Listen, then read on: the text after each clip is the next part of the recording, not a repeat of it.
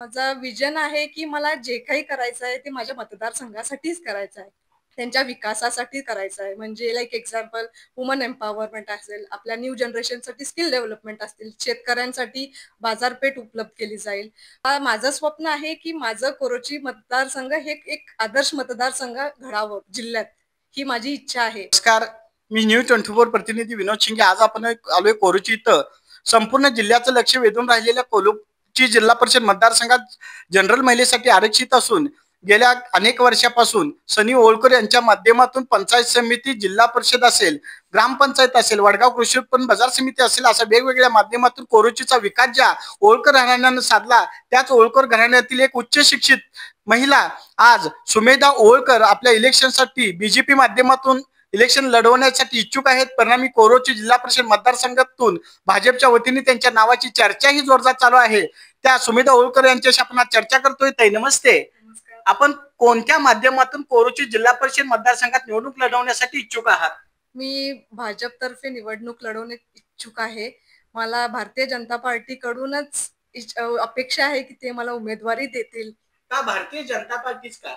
कारण बीजेपीने असे खूप सारे कामं केलेत महिलांसाठी व मुलींसाठी. शिक्षण सगळं मोफत केलेत, धान्य वगैरे दिलेत गोरगरिबांसाठी. सो मला इच्छा आहे की बीजेपी मार्फतच मला ही निवडणूक लढवायची आहे. लाडक्या बहिणींची नेमकी अपेक्षा काय असेल? लाडक्या बहिणींची अपेक्षा असेल त्यांच्याकडे, की त्यांनी म्हणजे थोडंफार जे काही त्यांना देत असतील पैसे वगैरे, त्याची त्यांना मदत होत असेल त्यांना किंवा त्यांच्या घरच्यांना, अशी त्यांची अपेक्षा असेल लाडकी बहिणींची. भारतीय जनता पार्टीत कोणत्या नेत्यांचं सहकार्य आपल्याला मिळेल? मला आवाडे साहेबांचं व हळवणकर साहेबांचं आहे. आपला नेमका विजन काय असेल कोरुची जिल्हा परिषद मतदारसंघासाठी? माझा विजन आहे, की मला जे काही करायचं आहे ते माझ्या मतदारसंघासाठीच करायचं आहे. त्यांच्या विकासासाठी करायचं आहे. म्हणजे लाइक एक्झाम्पल वुमन एम्पॉवरमेंट असेल, आपल्या न्यू जनरेशनसाठी स्किल डेव्हलपमेंट असतील, शेतकऱ्यांसाठी बाजारपेठ उपलब्ध केली जाईल. परत हे आपले जे बचत गट आहेत ते, कौशल्य विकास, शिक्षण, आहार ह्या गोष्टींवर मला काम करायचं आहे त्यांच्यासाठी. पण मला माझं स्वप्न आहे, की माझं कोरोची मतदारसंघ हे एक आदर्श मतदारसंघ घडावं जिल्ह्यात. ही माझी इच्छा आहे. म्हणून माझं मागणं आहे माझ्या वरिष्ठ नेत्यांकडे, की त्यांनी मला उमेदवारी द्यावी. साधारणतः आपल्या घराण्यात राजकीय परंपरा असताना आपण एक उच्च घोषित शिक्षित आहात. राजकारणाकडे आपली वाटचाल का?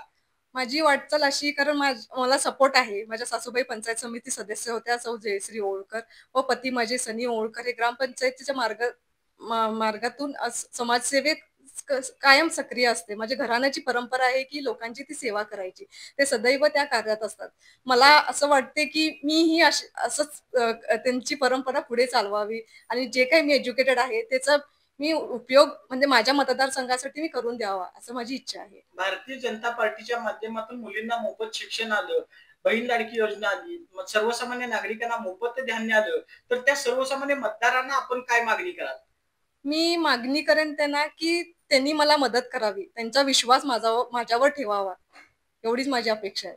जिल्हा परिषदेच्या सभागृहात आपले विजन काय असेल? माझं विजन असेल, की जे काही वुमन एम्पॉवरमेंट असेल किंवा माझ्या मतदारसंघासाठी जे काही असेल, ते मी त्यांच्यासाठी सगळं करेन आणि जे मला माझ्या नेत्यांकडून जी मला ही संधी मिळणार आहे, त्याचं मी निश्चितच सोनं करेन. याचं मी तुम्हाला आश्वासन देते.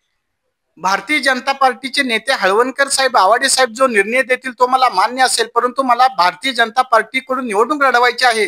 परिणामी भारतीय जनता पार्टीने दिलेलं मुलींना मोफत शिक्षण असेल, लाडकी बहीण योजना असेल, सर्वसामान्य नागरिकाला दिलेलं मोफत धान्य असेल, ह्या सर्व योजना जनतेने लक्षात ठेवून भारतीय जनता पार्टीच्या माध्यमातून मला कोल्हापूर जिल्हा परिषदेची संधी दिल्यास नक्कीच कोल्हापूर जिल्हा परिषदेचं सभागृह आणि कोरोचीचा विकास झाल्याशिवाय राहणार नाही, अशी ग्वाही आता वहिनींनी दिली. त्याबद्दल मी त्यांचा आभार मानतो. न्यूज 24 साठी विनोद शिंगे व अतुल कसबेकर, भेंडवडे. ऐकलं, गोकुळची बासुंदी पुन्हा खावीशी वाटतेय. खरं सांगू, मलाही खावीशी वाटतेय. पुन्हा पुन्हा खावीशी वाटणारी गोकुळ बासुंदी.